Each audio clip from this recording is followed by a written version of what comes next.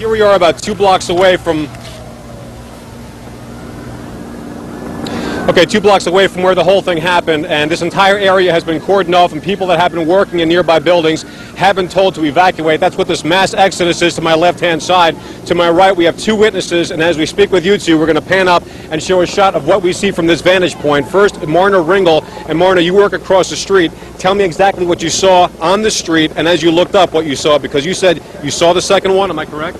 No, I didn't see the second one. I actually was coming out of the building, and there was maybe about 30 or 40 people at the bottom of One World Financial covered in blood. I did not expect that at all, and I work for Lehman in One right here, and a gentleman that I work with was on the telephone. He said, "What was that?" I said, he thought it was thunder. I looked over, screamed, it was a bomb, because I saw a piece of the building flow down, and I think I scared my entire floor because I can scream pretty loud, and it was pretty bad. We're just getting across the wires in Los Angeles. Police departments there are on tactical alert, but there have been no threats in Los Angeles that police are aware of. But as you can imagine, major American cities are on heightened alert. And as for whether there'll be any retaliatory action by the United States, obviously that's days away, and we're, if not longer, it may be a long time before we know exactly how this was orchestrated, organized, by whom, and so on. This, of course, though, John, I think this is one of these days where we can say that things will not again be the same in the United States of America. This is the kind of terrorist attack that is the nightmare that experts and others have warned about, but some of us may have thought really could not happen on such a scale. This is quite remarkable. It is that. Britt Hume in Washington, thanks very much. And I think when the investigation is all over, we will find that this was perhaps somewhat easy to pull off, but that is yet to come. Can you hear me now? We can. All right, I'm here with Michael Kelly, who was a witness to this attack at the Pentagon. I'm going to let him describe what he saw here, I guess about 20 minutes ago with me, Michael Kelly. First of all, let me just first describe the scene. This is the west side of the Pentagon, the heliport side off of Washington Boulevard. Were you driving or what? Yes, I was in the traffic on the 14th Street Bridge, right at the Pentagon, tied up going into town, and I heard this plane come over my head. It was really low. What size plane? It sounded like a small plane, but it was very, very low. And the next thing I know, there was this tremendous explosion as it hit the Pentagon. I looked over, and the smoke started coming up. Pieces of the plane and pieces of the Pentagon were falling onto the 14th Street, onto the Shirley Highway. Very scary. So I decided not to go across the 14th Street Bridge.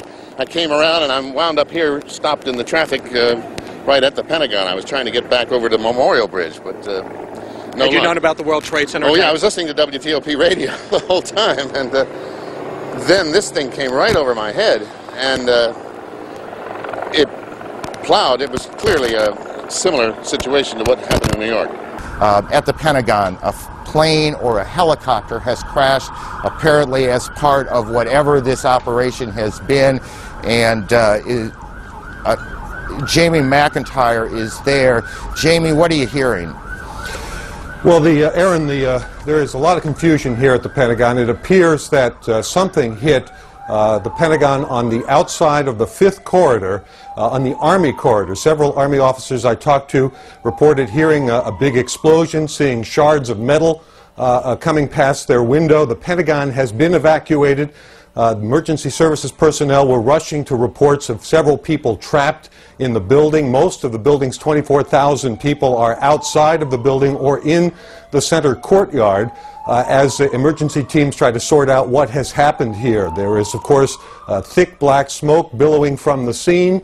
There is a lot of confusion. The Defense Protective Service, which is the police force here in the Pentagon, has been urging people to get out of the building and move away from the scene so they can handle the emergency situation. Now, watching terrorism as you have for as long as you have, is it odd that at this point, and maybe we have and simply don't know, that we don't have a name tag attached, a claim attached, a political group attached to what has happened within the last 2 hours or so? And what is the aim then, if it is not immediately to say, we did this, this is our cause?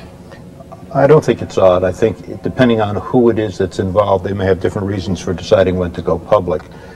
But you don't need a claim the purpose of terrorism, at least here, is to do just that, to get the people unnerved, to get business unsettled, to get the country totally taken apart and worried. And to that extent, right now, that appears successful. The FBI Special Operations Center is now in full alert. The FBI extremely concerned that there would be additional attacks. Normally when you have a situation like this, they immediately get on the line with the CIA, the various intelligence agencies, trying to get a sense of who might have been planning something. But right now, the first order of business is to protect against a second attack, third attack. The feeling is normally when you have this kind of situation, there will be more attacks almost immediately. Let's go to the trade tower again, because, John, we now have what do we have? We don't... Wow.